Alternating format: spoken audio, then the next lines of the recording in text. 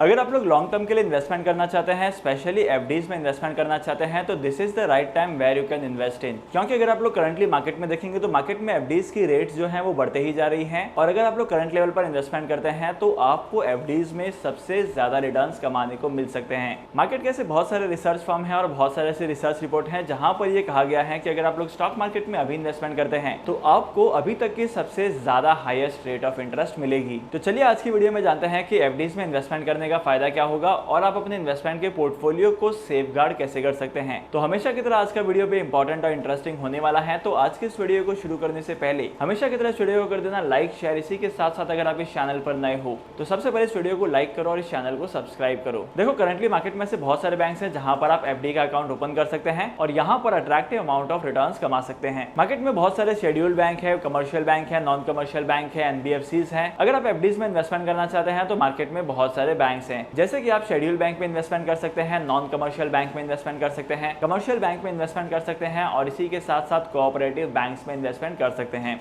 लेकिन आज के इस वीडियो में आपको बताने वाला हूं कि कैसे आप बैंक में इन्वेस्टमेंट करके 9% के आसपास या उससे ज्यादा के रिटर्न्स कमा सकते हैं। अगर आप लोग करंटली बैंक के एफडी के रेट्स को देखेंगे तो करंटली मार्केट में क्रंच होने की वजह से बैंक का इंटरेस्ट रेट काफी ज्यादा इंक्रीज हो चुका है और बैंक्स अपने लिक्विडिटी की रिक्वायरमेंट को फुलफिल करने के लिए यहाँ पर अपने इंटरेस्ट रेट्स को इंक्रीज करते जा रही है और कस्टमर्स को अट्रैक्ट करते जा रही है। लेकिन अगर आप लोग कमर्शियल बैंक में एफडी करते हैं तब यहाँ पर एक फायदा ये होता है कि कमर्शियल बैंक जो होते हैं वो आरबीआई के रेगुलेशन के अंडर होते हैं, तो यहाँ पर आपके एक अकाउंट के ऊपर आपको 5 लाख रुपीज का इंश्योरेंस मिलता है। लेट्स अगर आपने किसी एक बैंक में जाकर एफडी करवाई है तब यहाँ पर आपका 5 लाख रुपीज तक का अमाउंट सेफ होता है। लेकिन वहीं पर अगर आप लोग शेड्यूल बैंक में एफडी करवाते हैं तो यहाँ पर क्या होता है कि आपके शेड्यूल बैंक की इन्वेस्टमेंट्स पर आपको रिटर्न्स तो ज्यादा मिलते हैं लेकिन यहाँ पर रिस्क बहुत ज्यादा होता है। करंटली अगर आप लोग मार्केट में देखेंगे तो मार्केट में ऐसे बहुत सारे शेड्यूल बैंक हैं जो अपने ऑपरेशंस को बंद कर चुके हैं। इन सारे बैंक्स के ऑपरेशंस में बहुत सारे इश्यूज देखने को मिले हैं। लेकिन जब भी आप एफडीज में इन्वेस्टमेंट करेंगे तो आपको कुछ सर्टेन चीजों का ध्यान रखना है। सबसे पहली बात तो आपको ये ध्यान रखनी है कि आपके एफडी पर इंटरेस्ट कितना मिलेगा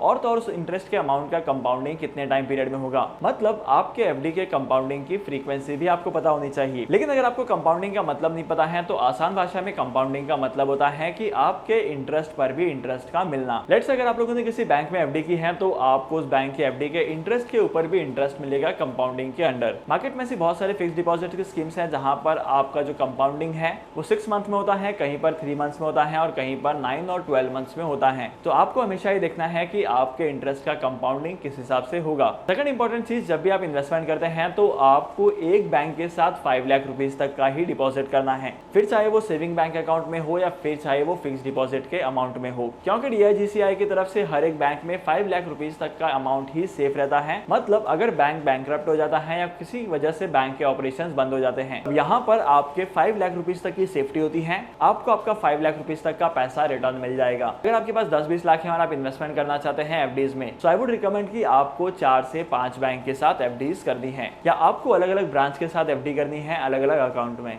इसकी वजह से आपके इन्वेस्टमेंट का अमाउंट सेफ रहता है। और अगर आप लोग एफडी लैडरिंग सिस्टम का इस्तेमाल करते हैं तो यहाँ पर इसके इस्तेमाल की वजह से आपको लिक्विडिटी क्रंच भी फेस नहीं करना पड़ता है। एक फिक्स पर्टिकुलर टाइम पीरियड के बाद आपकी एक एफडी मैच्योर होती है। इसके अलावा अगर आप लोग एफडीज में इन्वेस्टमेंट करते हैं तो आपके इन्वेस्टमेंट के पोर्टफोलियो का डाइवर्सिफिकेशन भी होता है और आपका इन्वेस्टमेंट का पोर्टफोलियो मार्केट क्रैश प्रूफ हो जाता है। मतलब अगर स्टॉक मार्केट में क्रैश आता है तब भी यहाँ पर आपको एफडीज में उतने ही रिटर्न्स कमाने को मिलेंगे। करंटली अगर आप लोग आईडीबीआई और स्टेट बैंक ऑफ इंडिया की स्कीम्स को देखेंगे तो यहाँ पर फिक्स डिपॉजिट्स में इन्वेस्टमेंट करने पर आप लोगों को 7 to 9% के बीच के रिटर्न्स कमाने को मिलते हैं। देखो, मेजॉरिटी केसेस में आपको 7.50% तक के मैक्स के रिटर्न्स दिखाई देंगे। लेकिन अगर आप लोग एक पर्टिकुलर पैटर्न का इस्तेमाल करके इन्वेस्टमेंट करते हैं तब यहाँ पर आपको अट्रैक्टिव अमाउंट ऑफ रिटर्न मिलेंगे और ऐसे केसेस में आपको 8 to 11% तक के रिटर्न्स कमाने को मिलेंगे। बाय द वे, एफडीज को लेकर आपका ओपिनियन क्या कहता है मेरे साथ जरूर शेयर करना कमेंट सेक्शन में। तो आज के इस इंपॉर्टेंट वीडियो को यहीं पर खत्म करते हैं। मैं आपको मिलूंगा अगली वीडियो में नए टॉपिक के साथ, एक इंटरेस्टिंग टॉपिक के साथ। तब तक के लिए signing off, happy investing and good bye.